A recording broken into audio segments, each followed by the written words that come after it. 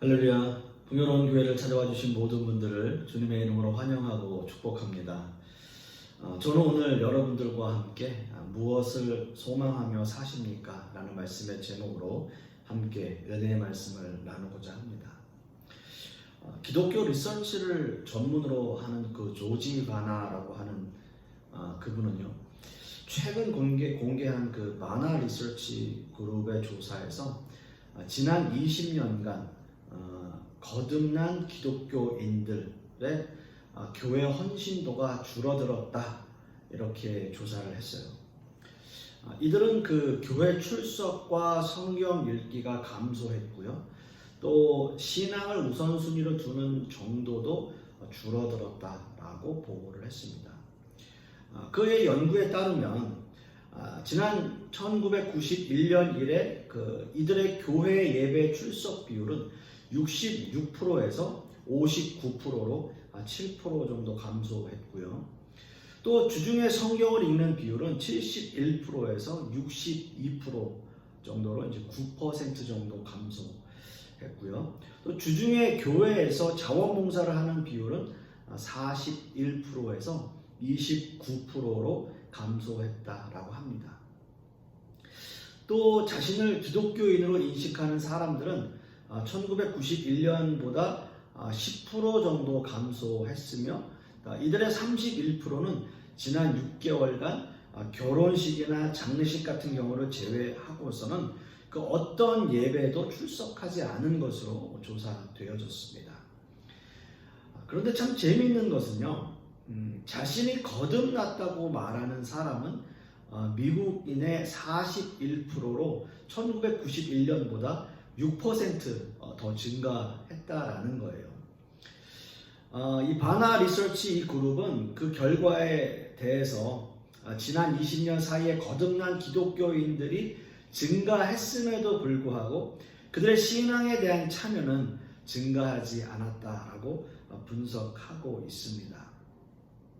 어떻게 보면 지난 1년 넘게 2년 가까이 지금 우리가 그 코로나 팬데믹 상황을 맞이하고 있습니다만은, 아마 이 조사 역시도 벌써 몇 년이 지난 조사이기 때문에 지금은 이것보다 훨씬 더 많은 사람들이 교회 참여도가 훨씬 더 낮은 퍼센트이지 않을까라는 생각 해봅니다.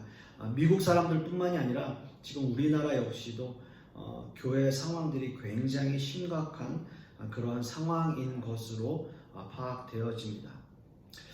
저는 이런 기사들을 보고 또 이런 리서치 책을 제가 예전에 읽으면서 과연 무엇이 우리에게 문제일까라는 생각을 해보게 되었습니다. 점차 탈기독교화 되어가는 이 시대의 기독교의 문제점은 과연 무엇일까라는 거죠.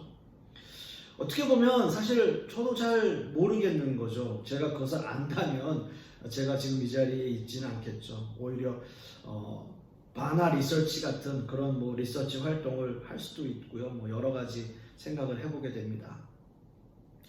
하지만 한 가지 분명한 것은 누가 잘못하고 있는가라고 하는 것은 왠지 알 것 같다라고 하는 거죠. 무엇보다도 교회 사역을 하고 있는 직접적인 이런 목회자들 또는 교회들이 잘못하고 있기 때문에 이러한 문제들이 성도들에게 또 교회들에게 나타나고 있다라는 생각을 한번 해보게 됩니다.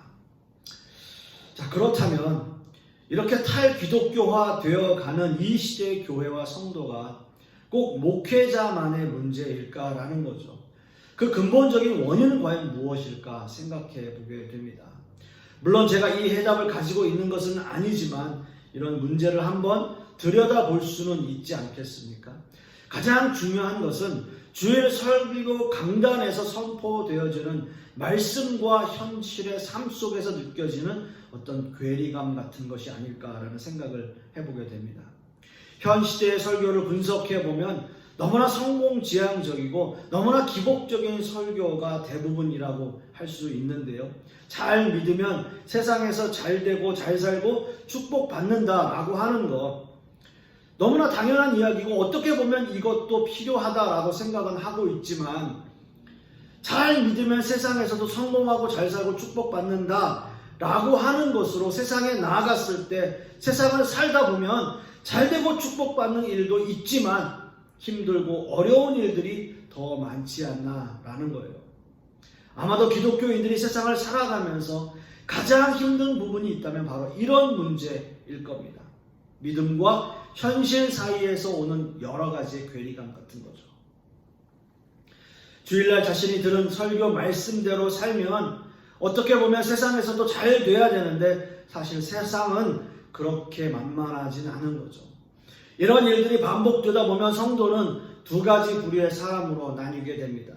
한 가지는 교회와 세상을 완전히 다르게 구분하고 사는 거예요. 교회에 왔을 때는 교회에서 말하는 방식대로 그러한 삶대로 살면서 또 세상으로 나아가면 세상의 방식대로 살아가는 거죠. 어떻게 보면 성도의 이중생활이라고 할 수 있습니다. 아마도 많은 사람들이 이런 방식으로 살아가는 경우가 대부분이지 않을까라는 생각을 하게 됩니다. 교회만 벗어나면 이 사람이 기독교인인지 비기독교인인지 전혀 알 수 없는 그런 생활을 하는 사람이죠. 그래서 주변에 있는 사람이 당신 교회 다녔었어? 당신 교회 다녔던 사람이야? 기독교인이야? 라고 오히려 물어볼 정도로 그런 모습이죠. 세상을 살긴 살아야 되는데 말씀대로 살면 손해보고 또 그렇게 살다 보면 왠지 나만 바보가 되는 것 같은 그러한 모습. 그래서 세상과 적당히 타협하고 사는 사람일 겁니다. 성경에 예수님이 가르치신 말씀 중에 이런 말씀이 있어요. 마태복음 5장 39절에서 42절 말씀에 나는 너희에게 이르노니 악한 자를 대적하지 말라. 누구든지 내 오른편 뺨을 치거든 왼편도 돌려대며 또 너를 고발하여 속옷을 가지고자 하는 자에게 겉옷까지도 가지게 하며 또 누구든지 너로 억지로 오리를 가게 하거든 그 사람과 심리를 동행하고 내게 구하는 자에게 주며 내게 꾸고자 하는 자에게 거절하지 말라라고 말씀하고 있습니다. 그런데 여러분, 이 말씀대로 살면, 이 말씀대로 실천할 수 있다면 정말 그 사람은 너무나 좋은 사람이겠죠. 그러나 아마 세상은 더 살기 힘들어질 겁니다. 아마 바보 소리를 들을 거예요. 세상은 이런 사람을 가만 놔두지 않아요. 세상은 이런 사람에게 더 많은 희생과 헌신을 요구하게 돼요. 예수님의 말씀대로 살면 잘 돼야 되는데 세상에서 더 칭찬을 받아야 되는데 오히려 세상은 이런 사람을 바보 취급하고 오히려 이런 사람을 더 이용할 수밖에 없는 거예요. 세상도 세상이지만 아마 가족들도 마찬가지일 거예요. 만약에 여러분의 남편이 이런 말을 하게 되면 여러분의 남편이 이런 모습을 하게 되면 여러분 어느 부인이 당신 너무 잘했어. 그래 그럼 더 빌려줘야지. 그 사람 어렵다는데 더 빌려줘야지. 그 겉옷도 내어주지. 이렇게 말하는 사람은 아마 저는 없다고 봅니다. 이렇게 얘기할 거예요. 당신 바보야? 왜 싫으면 싫다고 말을 못해? 왜 놓으라고 얘기를 못해? 당신 바보 아니냐고 라고 이야기를 하는 사람들이 대부분일 거예요. 아마 또 다른 부류는 이런 겁니다. 교회와 세상의 괴리감을 이기지 못하고 세상으로 아예 떠나버리는 거예요. 많은 사람들이 기독교 신앙에서 이탈하고 있습니다. 한국도 기독교인들이 천주교나 이교도로 이적하는 일들이 점점 더 많아지고 있어요. 왠지 모르게 기독교는 좀 배타적이고 독선적인 부분들이 그리고 금해야 할 것들이 너무나 많아요. 사람들에게 그렇게 느껴져요. 그래서 훨씬 더 자유로운 천주교나 다른 종교들을 선호하게 되고 택하게 되는 거죠. 아마도 앞으로 더 많은 사람들이 기독교를 등지고 기독교라는 신앙을 저버릴 것 같습니다. 이것도 역시 교회와 목회자들의 문제 아닐까요? 이런 말씀을 계속 했다가는 어떤 의미에서는 목회자분들에게 많은 항의를 좀 들을 것 같습니다. 물론 제 설교를 많은 분들이 듣는 건 아니지만 아까 제가 말씀드렸듯이 문제 해결책을 제가 가지고 있는 것은 아니지만 오늘 말씀을 묵상하면서 제 나름대로 한 가지 생각해 본 것이 있어요. 먼저는 성도들에게 교회와 세상에서 느끼는 이 괴리감에 대해서 인정해 주는 거예요. 문제의 솔루션은 그 상황을 인정해 주는 데서 출발하게 되는 거죠. 말씀대로 살려고 노력하지만 세상은 그렇게 살지 못하게 방해하는데 그런 건 너무나 당연하다라고 인정해 주면 돼요. 그리고 나서 생각해 보는 거예요. 그렇다면 어떻게 사는 게 맞는 것일까? 생각해 보는 거예요. 오늘 이거 보면 에베소서 1장 20절 말씀을 보시면 그의 능력이 그리스도 안에서 역사하사 죽은 자들 가운데서 다시 살리시고 하늘에서 자기의 오른편에 앉히사라고 말씀하고 있습니다. 바울 사도는 에베소 교회를 위해 편지를 쓰면서 그들에게 감사하고 있습니다. 그리고 그들을 위해서 중보 기도했는데 먼저는 하나님을 알게 해달라라는 기도였고요. 그다음 두 번째 기도는 역시 에베소 교인들이 자신 안에서 역사하시는 하나님을 알게 해주십시오라는 기도였어요. 그리고 이어서 바울 사도의 기도는 기독교의 아주 핵심인 부활신앙으로 이어져요. 죽은 자들 가운데서 다시 살리시고 라는 기도입니다. 기독교 신앙에서 가장 핵심적인 가장 중요한 진리, 부활이에요. 다시 사는 것입니다. 바울 사도는 고린도전서 15장에서 부활에 대해서 이렇게 고백해요. 만일 죽은 자의 부활이 없으면 그리스도도 다시 살아나지 못하셨으리라. 그리스도께서 만일 다시 살아나지 못하셨으면 우리가 전파하는 것도 헛것이요 또 너희 믿음도 헛것이며 라고 고백합니다. 우리가 믿는 기독교의 가장 기본적이며 핵심적인 신앙 바로 부활신앙이죠. 이 부활신앙이 기본으로 깔려있지 않으면 우리가 전하는 그 어떤 메시지도 울리는 꽹과리에 지나지 않을 거예요. 그저 좋은 말씀 들었다 라는 정도이겠죠. 이 시대를 살아가는 신앙인에게 가장 먼저 요구되는 것은 바로 부활신앙이 기본이라는 거예요. 이 부활신앙이 자리 잡고 있지 않다면 우리는 늘 교회와 세상 사이에서 괴리감을 느낄 수밖에 없습니다. 예수님 역시 이 세상에서 공생애를 시작하실 때 다른 것 전하지 않았어요. 천국 복음을 전파하였습니다. 마태복음 4장 23절 말씀을 보시면 예수께서 온 갈릴리에 두루 다니사 저희 회당에서 가르치시며 천국 복음을 전파하시며 백성 중에 모든 병과 모든 약한 것을 고치시니 라고 말씀하고 있고요. 마태복음 24장 14절 말씀에도 이 천국 복음이 모든 민족에게 증거되기 위하여 온 세상에 전파되리니 그제야 끝이 오리라 라고 말씀하고 있습니다. 그렇습니다, 여러분. 예수님께서 세상 가운데서 전하신 것 다른 것 아니에요. 바로 천국 복음이라는 거예요. 목회자들은 적어도 설교의 천국 복음과 부활신앙의 기본 위에 하나님의 말씀을 전해야 합니다. 이 말씀이 기본이 되어 있어야 성도들이 세상에서 느끼는 괴리감에 대한 그 적응 능력이 생기게 돼요. 세상은 교회와 다릅니다. 세상은 믿는 사람들을 가만 놔두려 하지 않습니다. 사단의 세력은 믿는 사람들을 넘어뜨리려고 호시탐탐 노리고 있어요. 세상은 힘들고 어렵습니다. 고난의 길입니다. 이 모든 것들을 인정하는 거예요. 그러나 분명한 것은 믿는 사람들이 바라는 것은 이 세상에서의 삶이 아님을 분명히 밝혀야 돼요. 우리는 이 세상에서 보상받으며 살려고 하는 사람들이 아니라 우리가 소망하는 것은 분명 저 하늘에 있다라고 담대하게 말씀을 전하는 거예요. 그리고 그것을 믿는 거예요. 그렇기에 교회와 세상에서 느끼는 괴리감은 너무나 당연한 거예요. 그건 너무나 당연한 것이라고 선포해야 돼요. 너무나 당연합니다. 우리가 세상에 살면서 이런 괴리감을 느끼는 게 너무나 당연합니다. 인정해야 돼요. 기복적인 설교, 축복 설교, 성공 지향적인 설교, 긍정적인 마인드를 말하는 설교 다 좋아요. 그 순간 그 자리에서 듣기는 너무나 좋을 거예요. 하지만 이런 말씀이 세상을 살아가는 내 삶과 동떨어졌다고 생각하게 되는 데는 그렇게 시간이 오래 걸리지 않습니다. 현실을 직시하게 해야 돼요.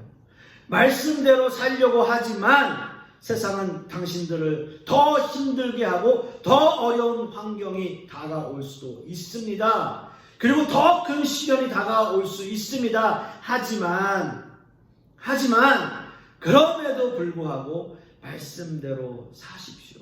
신앙을 굳건히 지키십시오. 왜냐하면 여러분 기독교인들은, 우리 하나님의 자녀들은 이 세상에서 우리가 기대하는 것이 아니라, 이 세상을 기대하는 것이 아니라 저 본향, 저 천국을 소망하며 사는 사람들이기 때문입니다. 라고 말씀을 전해야 돼요. 사랑하는 성도 여러분, 교회와 세상에서 여러 문제들로 갈등하고 계십니까? 교회와 세상에서 느끼는 괴리감으로 괴로워하고 있습니까? 교회 생활 열심히 하려고 하는데 왜 나는 세상적으로 힘든 일만 있을까? 여러분 고민하십니까? 아니면 어떤 사람들은 교회 생활도 열심히 하지 않는데 세상적으로 잘 되고 성공하는 거 보면 왠지 하나님이 좀 불공평하게 느껴지십니까? 여러분 지금으로부터 2600년 전 하박국 선지자 역시 하나님 앞에 그런 불평하면서 이런 기도를 했어요. 하박국 1절 13절 말씀에 주께서는 눈이 정결하심으로 악을 참아보지 못하시며 배역을 참아보지 못하시거늘 어찌하여 거짓된 자들을 방관하시며 악인이 자기보다 의로운 사람을 삼키는데도 잠잠하시나이까. 하나님 앞에 이런 기도를 했어요. 여러분 당시에 이스라엘 민족은 북왕국 이스라엘과 남유다로 나뉘어졌고요. 북이스라엘은 이미 아수르에 의해서 멸망당한 상태였습니다. 그리고 남유다의 죄악 때문에 멸망을 선포하고 있지만 하박국 선지자의 생각에는 남유다를 멸망시키려는 바벨론이 더 나쁘게 보였어요. 당연하죠. 더 나쁘게 보인 거죠. 그래서 하나님께 항의하고 있는 거예요. 그래요 하나님. 이 유다 백성이 하나님 앞에 범죄한 거 인정합니다. 그들이 잘못 산 거 인정합니다. 하지만 하나님, 저 바벨론은 더 나쁜 애들 아닙니까? 유다를 벌하시는 거, 저 더 나쁜 애들이 유다를 벌하신다는 게 저는 이해가 가지 않습니다. 라고 항의하는 거예요. 왜 하박국 선지자가 이런 항의를 했는지 여러분 아십니까? 그 당시만 해도 하박국 선지자는 세상을 바라보았던 거예요. 세상의 악한 자들이 더 잘 되는 모습이 불공평하게 느껴졌어요. 그러나 그의 눈이 세상이 아니라 저 하늘을 소망하며 예수 그리스도의 강림을 바라보았을 때 그의 고백이 달라져요. 하박국 3장 17절 말씀에 비록 무화과 나무가 무성하지 못하며 포도나무 열매가 없으며 감람나무의 소출이 없으며 밭에 먹을 것이 없으며 우리의 양이 없으며 외양간에 소가 없을지라도 나는 여호와로 말미암아 즐거워하며 나의 구원의 하나님으로 말미암아 기뻐하리로다. 아멘. 보세요. 하늘을 바라보니까, 저 천국을 소망하니까 없어요. 누구 때문에 즐거워한다라고요? 누구 때문에 기뻐한다고요? 하나님 때문에. 비록 이 세상이 나를 힘들게 하더라도, 세상이 나를 저버려도 하박국 선지자의 고백처럼 비록 무화과 나무가 무성하지 못하고 포도나무 열매가 없고 감람나무의 소출이 없으며 밭에 먹을 것이 없으며 우리의 양이 없고 외양간에 소가 없을지라도 누구 때문에? 오직 나를 구원하신 여호와 하나님으로 말미암아 만족하며 기뻐할 수 있는 신앙.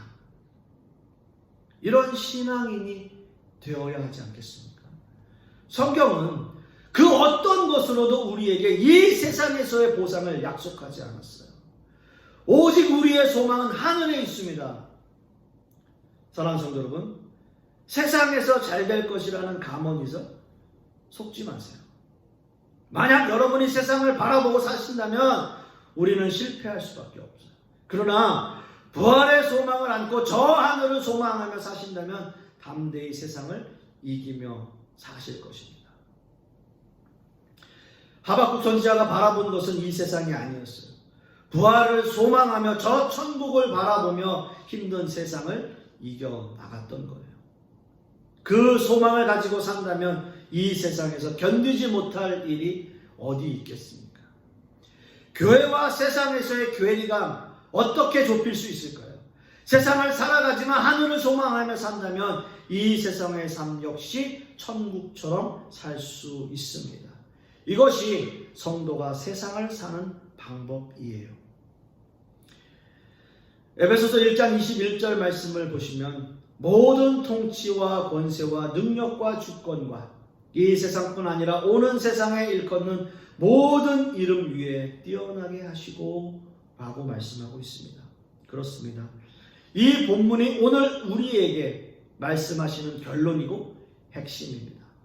바울사도는 본문 21절 말씀을 통해서 어떤 의미에서는 하나님을 대적하는 초자연적 악의 세력에 대하여 나열하고 있고요. 이것은 그 시대뿐만 아니라 지금 이 시대에도 여전히 존재하는 하나님을 대적하는 세력들이나 이단 종파들을 염두에 두고 하신 말씀입니다.